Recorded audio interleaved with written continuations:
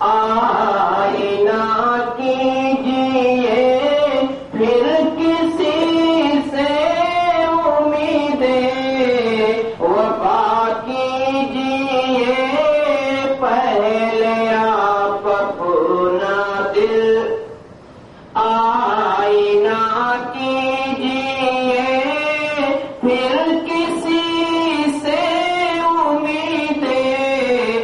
وفا کیجیے اور سر بلندی کی خواہش ہے دل میں اگر سر بلندی کی خواہش سر بلندی کی خواہش ہے دل میں اگر سر اٹھا کر کبھی مت چلا کیجیے سر اٹھا کر کبھی مت چلا کیجیے.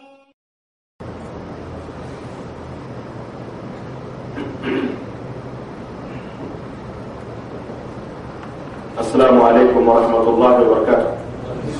الحمد لله نحمده ونستعينه ونستغفره ونؤمن به ونتوكل عليه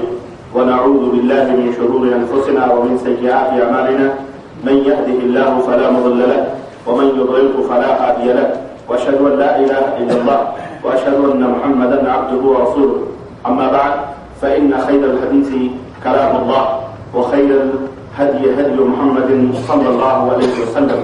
وشر الأمور محدثاتها وكل محدثة بدعة وكل بدعة ضلالة وكل ضلالة في النار. قال الله تبارك وتعالى في كلامه المجيد أعوذ بالله السميع العليم من الشيطان الرجيم بسم الله الرحمن الرحيم يا أيها الذين آمنوا اتقوا الله حق تقاته ولا تموتن إلا وأنتم مسلمون واعتصموا بحبل الله جميعا ولا تفرقوا. وقال تعالى في مقام آخر وما يستوي الأحياء ولا الأموات إن الله يسمع من يشاء وما أنت بمسمع من في القبور. اللهم صل على محمد وعلى آل محمد كما صليت على إبراهيم وعلى آل إبراهيم إنك حميد مجيد. اللهم بارك على محمد وعلى آل محمد كما باركت على إبراهيم وعلى آل إبراهيم إنك حميد مجيد. تمام قسم کی حمد و ثنا کبریائی اور بڑائی اس اللہ عز و جل کے لیے لائق و زیبہ ہے جس نے ہمیں اور آپ کو پیدا فرمایا اور بیش بہا درود و سلام اس ذات مبارکہ مطہرہ پر جن کا نام نامی اسم گرامی احمد مجتبیٰ محمد مصطفیٰ صلی اللہ علیہ وسلم. برادران اسلام، نوجوان دوستوں، بزرگوں اور بھائیوں، آج بتاریخ 9 ربیع الثانی 1424 ہجری مطابق 9 جون سن 2003 عیسوی کے اس پروگرام میں جو مکتب تحت الجالیات البدیعہ کے زیر اہتمام اس چھوٹے سے آڈیٹوریم میں منعقد ہوا ہے، جو ہمارے چوتھے علمی دورے کا یوں سمجھیے کہ یہ آج کا 25واں اجلاس عام ہے جو زیر اہتمام مکتب تحت الجالیات ثنائیہ جدیدہ پورے شہر ریاض میں منعقد ہو رہا ہے. آج اس کا 25واں اجلاس عام ہے. اس میں جس موضوع پر مجھے آپ حضرات سے گفتگو کرنی ہے اور جس موضوع پر کچھ باتیں قرآن و سنت کی روشنی میں رکھنی ہے وہ بڑا ہی اہم اور بڑا ہی ضروری اور وقت کا بڑا ہی سلگتا ہوا موضوع ہے اور آپ حضرات نے سنا ہوگا اور وہ موضوع ہے کہ کیا مردے بولتے ہیں. اس تعلق سے میں کچھ باتیں آپ حضرات کی خدمت میں رکھنے کی سعادت حاصل کر رہا ہوں. دوستوں اور بھائیوں، عقیدہ توحید کی اہمیت سے کسی کو انکار نہیں ہے، بلکہ عقیدہ توحید یہ یوں سمجھیے کہ پورے دین میں، پورے اسلام میں ایک سر کی حیثیت رکھتا ہے. اور اگر یہ عقیدہ توحید درست ہے اور توحید کا مسئلہ صاف اور واضح ہے، اس کے اندر شرک کی ملاوٹ نہیں ہے، تو پھر اس کے بعد اعمال کا مرحلہ آتا ہے. اس کے اعمال پھر کتاب و سنت کی روشنی میں پرکھے جائیں، دیکھے جائیں، وہ کتنے ہی چھوٹے کیوں نہ ہو، کتنے ہی معمولی کیوں نہ ہو، اللہ کے یہاں اس کی اہمیت اور اس کی وقار ہوتی ہے. لیکن سب سے پہلی چیز جو ہر مسلمان کے لیے ضروری ہے اور واجب ہے اور فرض ہے، جو سب کے اوپر چاہے مرد ہو یا عورت ہو، چاہے وہ کتنے بھی مجبور کیوں نہ ہو، البتہ ان سب کے اوپر گونگے ہوں، بہرے ہوں، اندھے ہوں، لولے ہوں، لنگڑے ہوں، اپاہج ہوں، مجبور ہو، بےکس ہو، بادشاہ ہو، امیر ہو، غریب ہو، قلاش ہو، فقیر ہو، بیمار ہو، گورے ہو، کالے ہو، کوئی بھی ہو، کسی بھی ملک، کسی بھی وطن، کسی بھی جنسیت، کسی بھی نیشنلٹی کے سے تعلق رکھنے والے ہو، کسی بھی وطن سے تعلق رکھنے والے ہو، اگر وہ اپنی نسبت اسلام کی طرف کرتے ہیں تو ان سب کے لیے یہ ضروری ہے کہ وہ عقید توحید جو اللہ اس کے رسول نے بتلایا ہے اس کو ضروری طور پر تسلیم کریں اور اس کے مطابق اپنے دل کے اندر یقین کے ساتھ اس کو گرہ لگا لیں، باندھ لیں اور اسی کے اوپر اس کی تمام اعمال کی بنیاد رکھیں۔ اور اس عقید توحید کی اصلاح یا عقید توحید درست ہے، غلط ہے یا صحیح ہے، اس کا فیصلہ دنیا کی کوئی ہستی نہیں کر سکتی ہے۔ اگر اس کا فیصلہ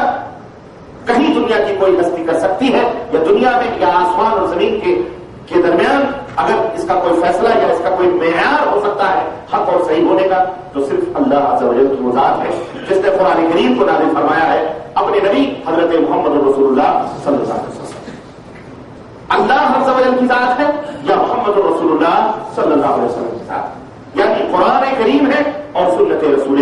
اکرم صلی اللہ علیہ وسلم ہے۔ یہی دو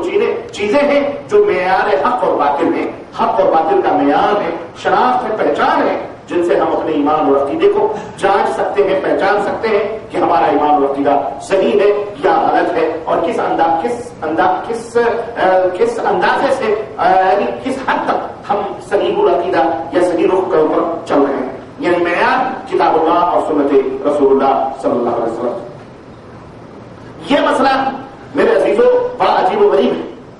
کہ ہمارے یہاں مردے سنتے ہیں، اس مسئلے پر تو کافی بحث ہوتی ہے اور آپ دیکھیں کہ ہر جگہ اس مسئلے کو کافی حد تک اچھالا جاتا ہے اور اس مسئلے سے تعلق رکھتے ہوئے لوگ کافی حد تک شرک اور بدعت کے اندر ڈوبے ہوئے ہیں۔ لیکن یہ مسئلہ کہ کیا مردے بولتے بھی ہیں یا مردے کھاتے بھی ہیں یا مردے پیتے بھی ہیں، اس تعلق سے کوئی الجھن، کوئی پریشانی یا کوئی اس تعلق سے کوئی گفتگو نہیں ہوتی ہے۔ سوال یہ پیدا ہوتا ہے کہ ایک مردہ جب سنتا ہے، ایک مردہ جب سن لیتا ہے تو لازمی طور پر وہ بولتا بھی ہوگا اور وہ کھاتا بھی ہوگا، جب بولتا ہوگا تو کھاتا بھی ہوگا، پیتا بھی ہوگا، سب کچھ کرتا ہوگا پھر، لیکن اس مسئلے پر وہ گفتگو نہیں ہوتی، بس سنتے ہیں۔ مردے سنتے ہیں اس لیے ہم ان کو پکارتے ہیں، اس لیے ہم ان سے مدد طلب کرتے ہیں، یا پورے ابھی میں بتاؤں گا پورے دین اور دھرم کی اساس اور بنیاد اس کے اوپر رکھی گئی ہے۔ میرے عزیزوں، میرے بھائیوں، اسی موضوع پر سمجھیے کہ موجودہ زمانے میں اس موضوع کو واضح کرنے اور لوگوں کے سامنے بیان کرنے کی سخت سے سخت ضرورت ہے۔ کیوں؟ اس لیے کہ اس کی بنیادی وجہ یہ ہے کہ مردے زندہ ہیں، یہ عقیدہ جو ہے نا، یہ عقیدہ یہ شرک کی بنیاد اور اصل ہے، جڑ۔ دنیا میں جتنے بھی شرک ہو رہے ہیں ان کی اصل اور ان کی بنیاد یہی ہے کہ مردے زندہ ہیں، سنتے ہیں۔ ظاہر ہے جب زندہ ہے تبھی تو سنتے ہیں، اگر زندہ نہ ہوتے تو سنتے کیسے؟